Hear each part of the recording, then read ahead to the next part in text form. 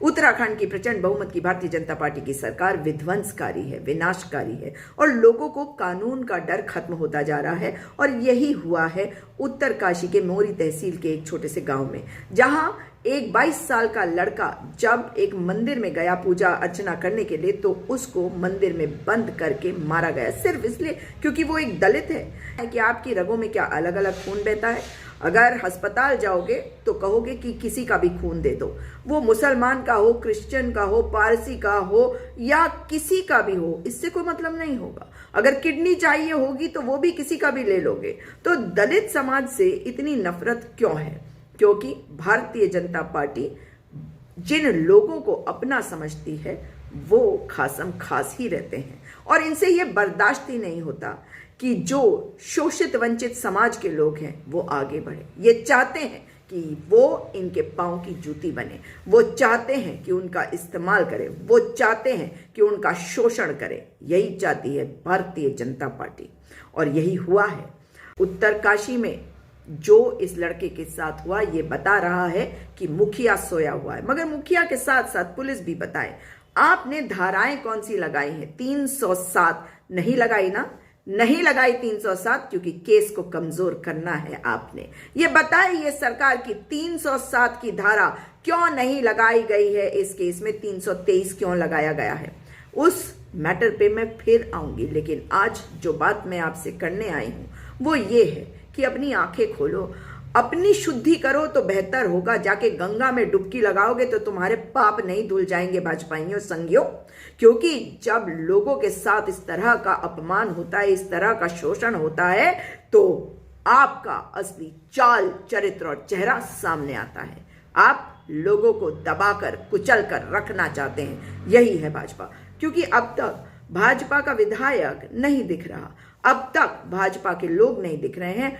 आज मैं गई थी दून अस्पताल देहरादून में, जहां पे इस लड़के को लाया गया है इलाज के लिए, और ये लड़का दहशत में था। बहुत देर तक कुछ एक्सप्रेशन भी नहीं दे रहा था, वो खाली आंखें फाड़ कर सबकी ओर देख रहा था। दर्द कितनी होगी उसको वो तो मुझे नहीं पता, लेकिन उसका अंदाजा मैं लगाने की कोशिश भी नहीं करूंगी।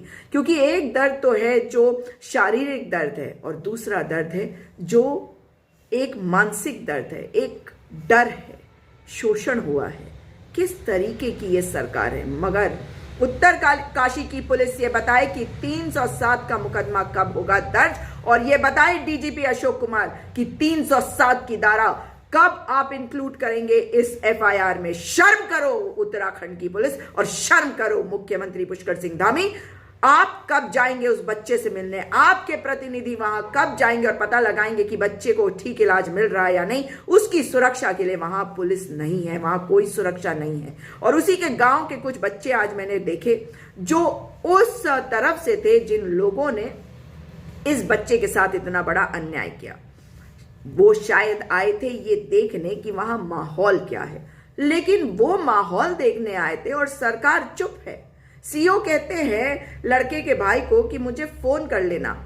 बताए डीजीपी कि क्यों नहीं इंक्लूड किया आपने धारा 307 आईपीसी।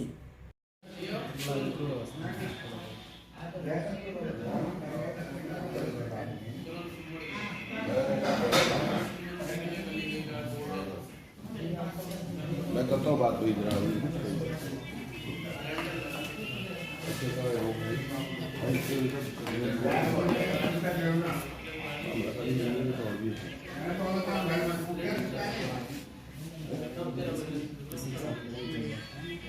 हेलो नाम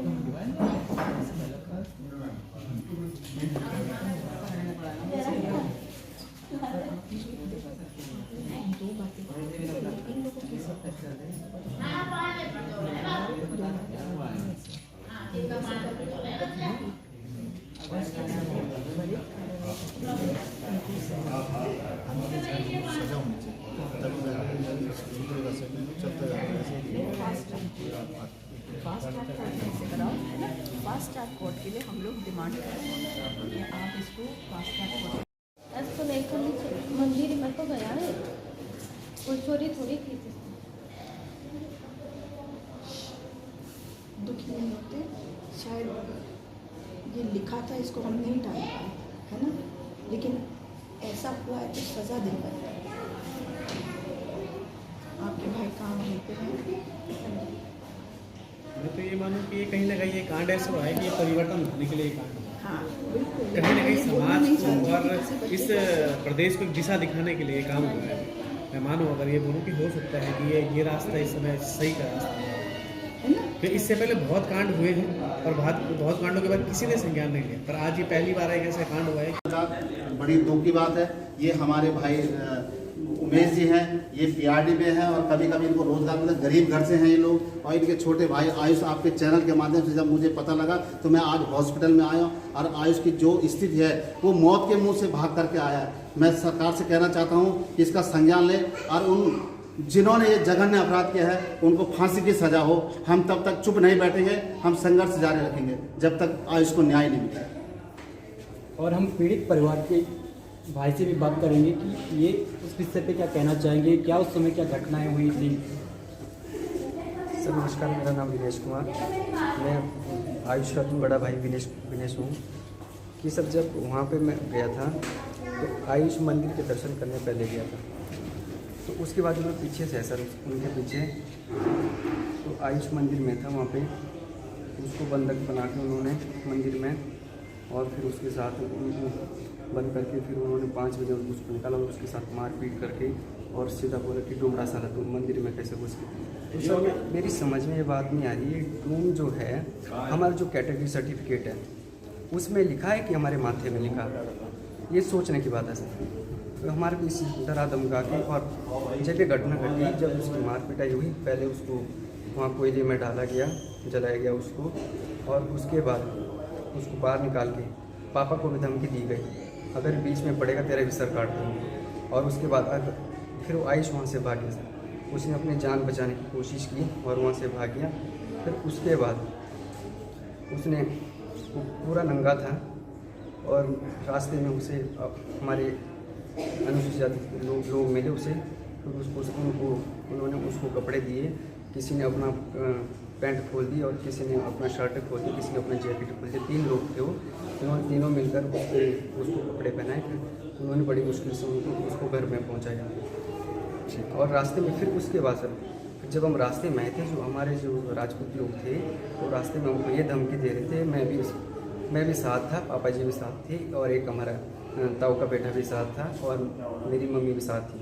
तो हमको रास्ते में ये धमकी दी उन्होंने, अगर वो जिंदा है अभी तक तो हम उसको जिंदा जला देंगे, ठीक, अगर तुमने कुछ कानून कार्रवाई कर दी तो फिर उसके बाद नहीं तो हम तुम्हारा भी मकान और तुम्हारे को जिंदा जला देंगे। ये बात कही सर रास्ते में, ये मेरे सामने की बात है जो मेरे मुंह में बोला गया और मेरे पापा के मुंह में धमकी दे के। पुलिस वालों ने क्या कहा? पुलिस वालों का मैम मुझे उतनी जानकारी नहीं, मैं क्योंकि मैं भाई के साथ आ गया था यहाँ पे। पुलिस वालों ने FIR दर्ज की। जी। कितने लोगों को अरेस्ट किया? 5 लोग। जो 5 लोग नामजद किए गए उनको अरेस्ट किया गया। तो उस एरिया में आप कहाँ से आते हैं? उत्तरकाशी के मोरी तहसील से? उत्तरकाशी की मोरी तहसील और हमारा गांव का नाम बैनोल है और जो जहाँ की घटना वो सालरा मंदिर के। और ये मंदिर किस कौन से भगवान जी का मंदिर है? ये कौन केदारी महाराज का मंदिर है। हाँ, तो यहाँ पे क्या दलित परिवारों को जाने की इजाज़त नहीं है? नहीं है मैम, तभी तो ये लड़ाई हुई है। नहीं तो पहले भी इस तरह से ये लोग डराते धमकाते हैं? जी मैम, ये पहले से डराते थे। ऐसी घटना पहले कभी भी हुई? नहीं, ऐसी घटना तो नहीं हुई है, पर नहीं जाते थे हम, अपने आप ही नहीं जाते थे। हाँ। पर ये कि इसमें ये पता नहीं कैसे अचानक ही चले गया मैं मंदिर। वहाँ पे कितने परिवार हैं? 48 परिवार हैं टोटल? जी, हमारे गांव में बैनोल गांव में 48 परिवार है, 7 परिवार SC वर्ग के और 41 परिवार ये OBC वर्ग के। तो अभी जो बाकी दलित परिवार के लोग हैं वो आपको सपोर्ट कर रहे हैं या वो आपका समर्थन कर रहे हैं? जी जी जी कर रहे हैं। अच्छा, और क्या आपस में एक दूसरे के साथ कोई दिक्कत है इस वक्त, परेशानी है जो बाकी लोग हैं? क्योंकि वो 41 हैं, आप लोग 7 परिवार हैं। अब दिक्कत परेशानी तो होगी मैम, जब ये लड़ाई छेड़ दी तो फिर वो हमको इसके बाद डराएंगे, धमकाएंगे और बाकी तो फिर जो पापा को डराएंगे धमकाएंगे ये अभी आप सोच रहे हैं, क्योंकि उनमें से कुछ परिवार ऐसे हैं जिनके परिवार से वो लोग हैं जिनको इस वक्त अरेस्ट करा गया है। तो क्या आपकी मांग है सरकार से? इस केस को किस तरह से करा जाना चाहिए? Fast track court? मेरी मांग ये है मैम कि मैं कहना चाहता हूँ कि जैसे मेरे भाई ने पीड़ित किया है और वैसे उनको भी उससे कठोर दंड और सजा मिलनी चाहिए। कठोर से कठोर सजा और दंड मिलनी चाहिए और जल्दी फास्ट ट्रैक कोर्ट में मैटर जाना चाहिए। क्या मुख्यमंत्री के कार्यालय से कोई फोन आया? नहीं है। आप देहरादून में हैं, क्या वहाँ से पुलिस वालों का फोन आया? नहीं है। किसी का नहीं आया? क्या वहाँ के DM का फोन आया? नहीं है। किसी ने फोन तक नहीं किया? फोन तो CO साहब ने किया था, अगर कोई दिक्कत परेशानी होगी तो फिर मैं सहयोग करूँगा। अगर तुम्हारी कोई प्रॉब्लम है वहाँ पे, अगर कोई तकलीफ परेशानी होगी तो वो आपका सहयोग करेंगे, ये CO साहब ने कहा। और घर में आपके अभी पिताजी जो हैं वो वहीं पर बेनौल में हैं और आपके परिवार में 5 भाई बहन हैं आप लोग, 2 भाई और 3 बहनें। तो इस वक्त क्या आप लोगों को हम जितने भी हैं ना मेरे घर में, हम जितने भी हैं हम बेरोजगार है सारे। हाँ। अब मैं PRD का जवान हूँ, मैं जॉब करता हूँ PRD में और ये हमको साल में कभी 2 महीने ड्यूटी मिलती, कभी 3 महीने, कभी 6 महीने। हाँ। पर ये कि अभी तक 6 महीने ड्यूटी कंटिन्यू नहीं मिली। नहीं मिली? जी, हाँ, 3 उसकी तो मांग पूरी है। 3 महीने की ड्यूटी मुझे मिली थी एक बार और वो 3 महीने की पेमेंट से वैसे हमारा घर चलता है और भाई भी थोड़ा वहाँ पे प्राइवेट जॉब करता है JP कंपनी में, उस वजह से हमारा वो बनावा चलता था। JP में काम करते हैं। आपके पिताजी क्या करते हैं? मेरे पिताजी अपनी खेती बाड़ी का काम खेती बाड़ी करते हैं। और वो खेती बाड़ी भी नहीं रही मैम, सर वहाँ पे आपदा आने के कारण सारी फसल नहीं सूखी, दब गई। फसल खत्म हो गई? फसल भी दब गई और खेत भी दब गई। आपके वहाँ पे भी भू धसा हो रहा है? जी, अच्छा, ये बरसात में तो ये तो मांग है मेरी सरकार से कि इस मैटर में फास्ट ट्रैक कोर्ट में इस मैटर को ले जाया जाए। और मुख्यमंत्री पुष्कर सिंह धामी जी, हमारे उत्तराखंड राज्य में ये क्या आप विभाजन की राजनीति खेल रहे? कभी हिंदू मुस्लिम करते हैं, अब दलित और सवर्ण करते हैं। क्या हम सबका लहू एक नहीं है? क्या ये ज़रूरी नहीं है कि हम लोगों को बांटने के पहले हम लोगों को लोग समझे, इंसान समझे, मानवता दिखाएं? और जो कृत्य भगवान के मंदिर में किया गया, अगर आप सच्चे हिंदू हैं, हिंदुत्ववादी नहीं कह रही हूँ मुख्यमंत्री जी, अगर आप सच्चे हिंदू हैं, अगर प्रधानमंत्री नरेंद्र मोदी जी सच्चे हिंदू हैं, अमित शाह जी अगर हिंदू धर्म में विश्वास करते हैं और JP नड्डा जी अगर आप सच्चे हिंदू हैं, तो ये बताइए कि दलित समाज के साथ इस तरह से अगर हुआ है तो क्या कार्रवाई करेंगे आप? क्योंकि ये किया गया है एक मंदिर में, उस मंदिर को अपवित्र करने वालों को सजा क्या दिलवाएंगे? मानवता को शर्मसार करने के लिए और आयुष जैसे एक छोटे बच्चे को जलाने के लिए, जिस तरह से उसके पूरे घाव है, मैं आपको दिखा भी नहीं सकती हूँ। मैं आपको उस जगह पे नहीं ले जाना चाहती जहाँ पर वो बच्चा इस वक्त पड़ा हुआ है, क्योंकि वो डरा हुआ है, घबराया हुआ है, वो लोगों को देखकर डर जा रहा है। मुझे सिर्फ इस बात की तसल्ली है कि मैं उससे मिल पाई हूँ और शायद कुछ ढांढस बंधा पाई होंगी, लेकिन वो ढांढस तब बंधेगी जब राज्य का मुखिया आएगा। इसलिए पुष्कर सिंह धामी जी, आप बताइए कि कब आएंगे आप?